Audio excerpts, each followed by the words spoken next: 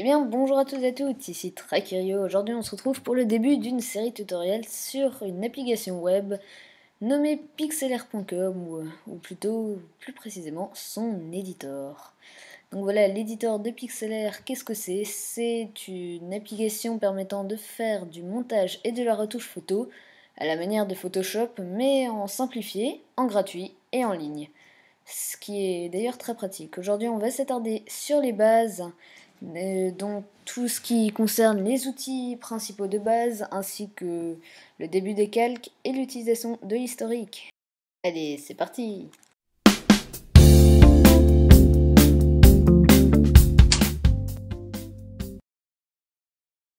Et on se retrouve donc sur le site de Pixlr, sur lequel on va retrouver 4 services principaux, dont l'application mobile, le Pixlr Editor, le Pixlr Express, ainsi que le Pixlr Omatic. L'application mobile, je ne l'ai jamais essayé, et les deux derniers non plus. Bon, si vous souhaitez que je fasse un tutoriel sur cela, eh bien, vous aurez qu'à me le demander dans les commentaires, je verrai ce que je pourrais faire.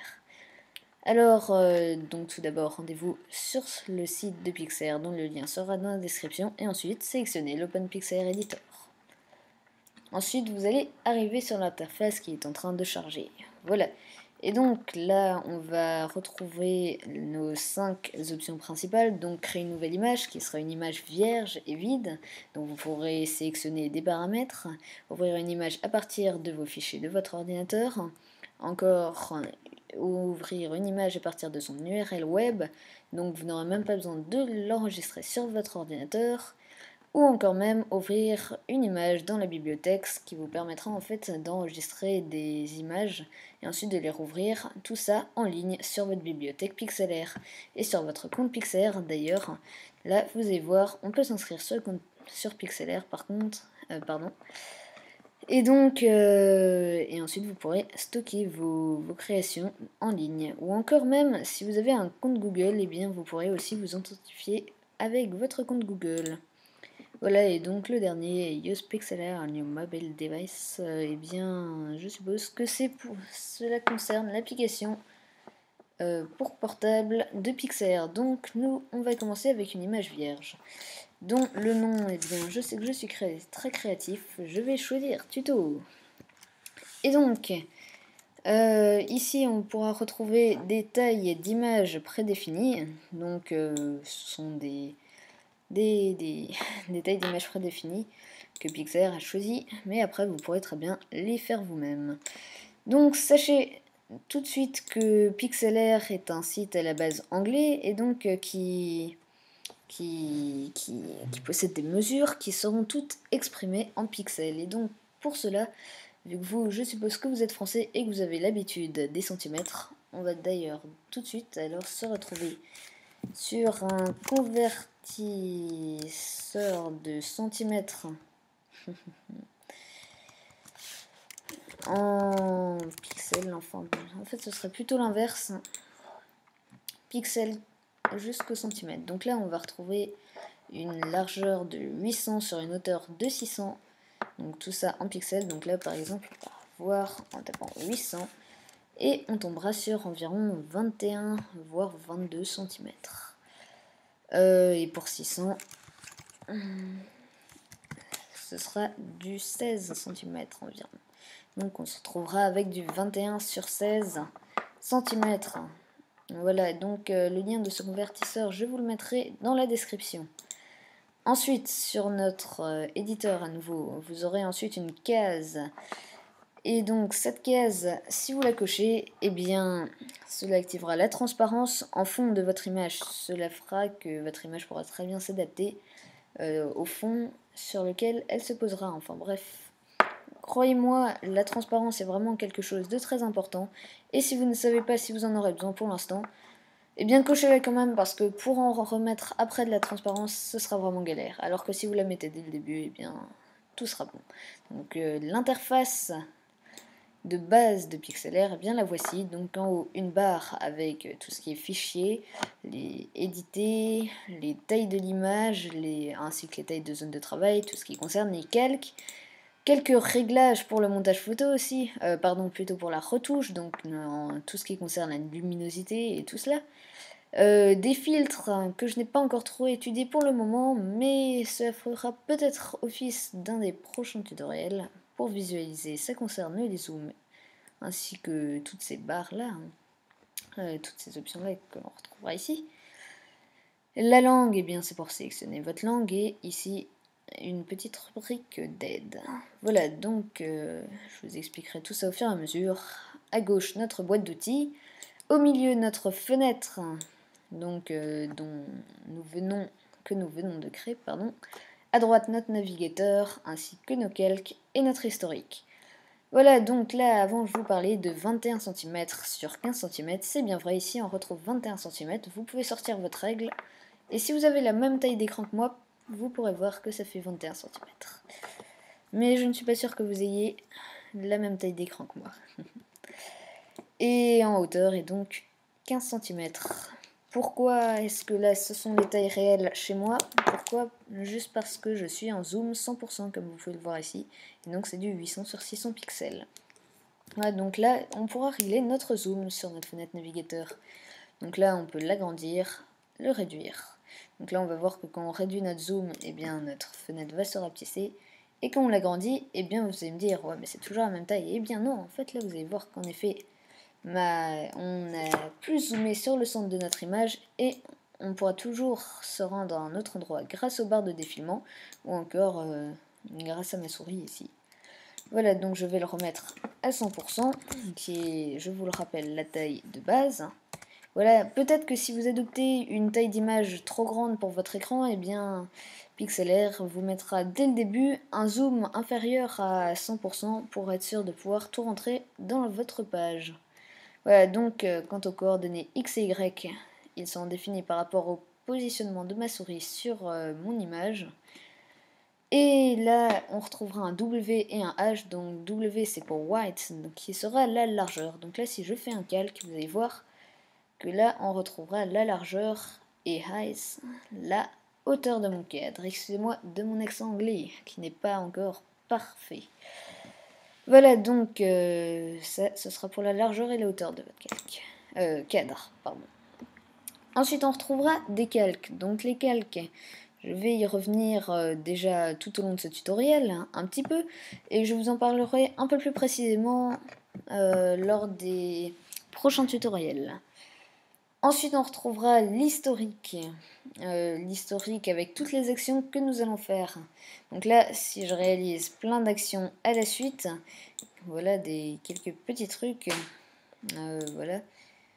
Enfin bref, voilà, j'ai fait quelques petits trucs, mais je suis pas très fière de ce que j'ai fait. Alors, au lieu de faire le célèbre éditer annulé, donc édition annulée CTRL-Z, eh bien ici vous aurez un menu très, comment dire, ergonomique, très pratique, et surtout qui concernera toutes les actions que vous aurez fait dans votre historique.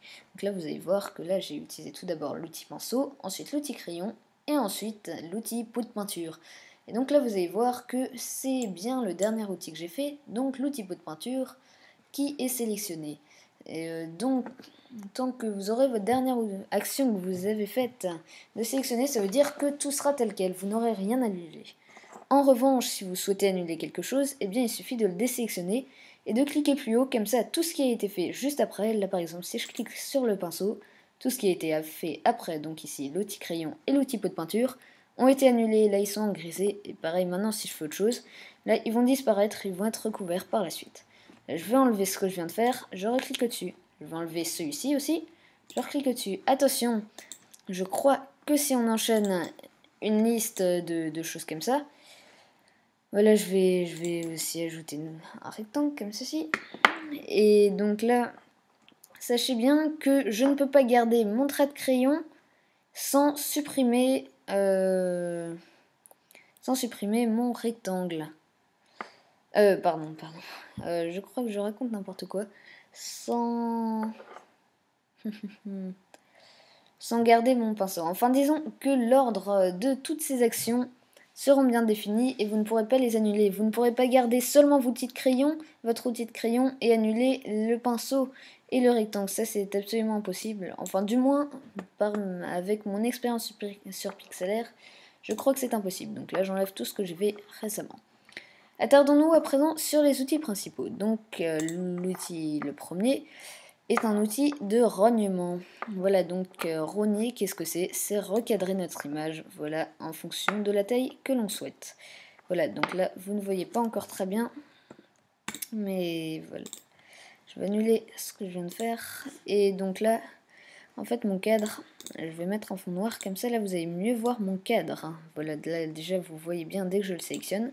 Et là, en fait, j'aurai un cadre, alors que je pourrais très bien modifier par la suite. Voilà, donc c'est très pratique. Et là, après, je peux très bien le bouger. Voilà, donc ça, en faisant entrer, ça va me recadrer et me le centrer. Voilà, donc là, je vais l'annuler grâce à ça. Ensuite, là, on peut très bien cliquer à côté. Et là, il va me mettre une petite fenêtre comme ça. Voulez-vous appliquer les modifications? Oui, c'est pour donc la rogner, hein, terminer l'action. Non, c'est pour ne pas la rogner. Et pour annuler, eh bien ça veut juste vous laisser votre cadre tel que ça. Donc là je vais maintenant, ça va juste m'enlever mon cadre. Je vais même enlever ce que j'ai fait précédemment, donc mon pot de peinture. Voilà, donc pour le rognement aussi quelque chose d'assez important, ce sont les restrictions. Donc l'aspect ratio, eh bien ça, bonne question, je ne sais pas ce que c'est. Ah, oui, en fait si, je vois ce que c'est. Voilà, oui, je vois ce que c'est. Donc l'aspect ratio, pour y venir vite, là vous aurez en gros 1 sur 1, comme la largeur et la hauteur seront la même, ça fera un cube. Là je peux faire du 1 sur 2, donc il y aura 2 de hauteur, voilà, et 1 de largeur. Donc là vous allez voir que en fait le ratio plutôt, aura toujours la même taille. Enfin, vous voyez que le rectangle là est proportionnel du début à la fin. Enfin, je ne sais pas comment expliquer clairement ça, mais ça c'est pour la proportionnalité. Là, avec du 1 sur 1, vous aurez toujours un carré. Là, je peux très bien faire du 800 sur 600. Eh bien, si je fais du 800 sur 600, voilà. Là, j'aurai toujours la même taille, la même forme de base. Après, là, je garderai cette taille. Ça ne me le mettra pas en 800 sur 600 à la fin. Ça gardera juste la même proportionnalité, si vous voulez. On gardera toujours la même forme que celle des tailles de départ.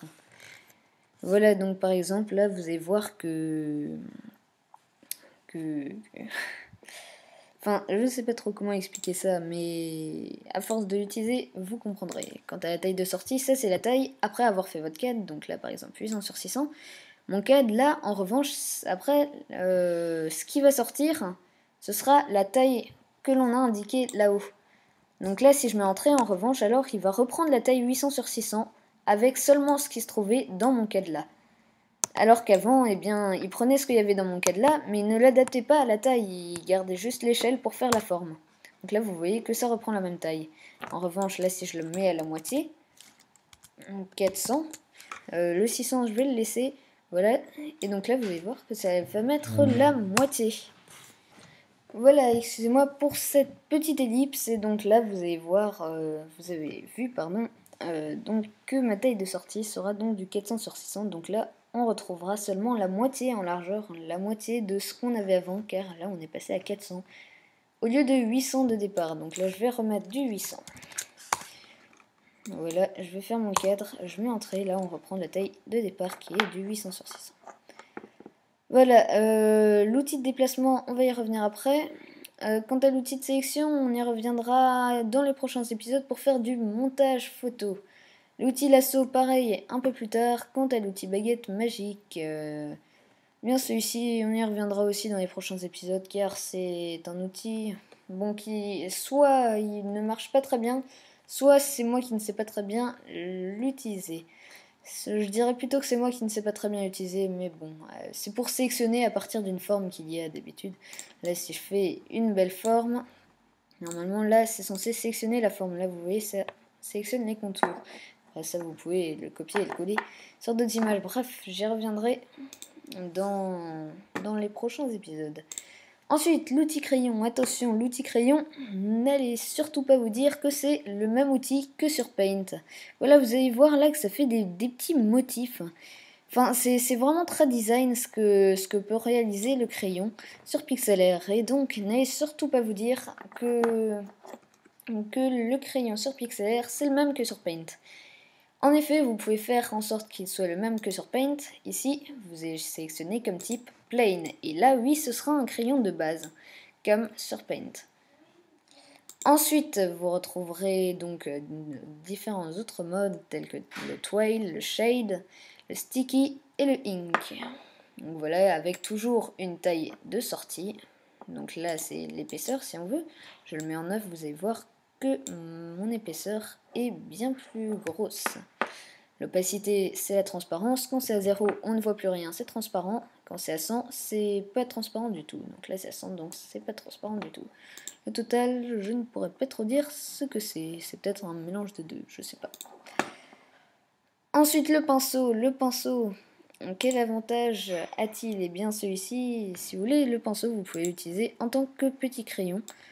Voilà, parce que lui, au moins, il n'a pas de style et il ne fait pas de trucs bizarres. Enfin, de trucs plutôt de design. Je vais enlever ce que j'ai fait parce que c'est moche. Voilà le pinceau, et bien vous pourrez choisir votre diamètre, votre forme et tout ça. D'ailleurs, la forme, vous pourrez très bien en créer une vous-même. Bon, là, il y en a des proposés, mais vous pouvez vraiment tout personnaliser, ainsi que votre diamètre. Là, mon carré est de 31, je peux très bien l'agrandir, et là, vous allez voir qu'il est bien plus grand. Je vais resélectionner 31. Allez, je vais prendre du 25. Et là, vous voyez que je peux faire des petits carrés comme ça. Et là, on va faire un genre de smiley. Tada! Voilà, ensuite, donc là, on retrouvera plein de formes. C'est vraiment très pratique. Donc le diamètre, c'est vraiment votre largeur. Si vous voulez, la largeur divisée par 2 de votre cercle, de votre carré. L'espacement, eh bien, c'est l'espacement, si vous tirez un trait, à mon avis, c'est l'espacement qu'il va y avoir entre chaque truc.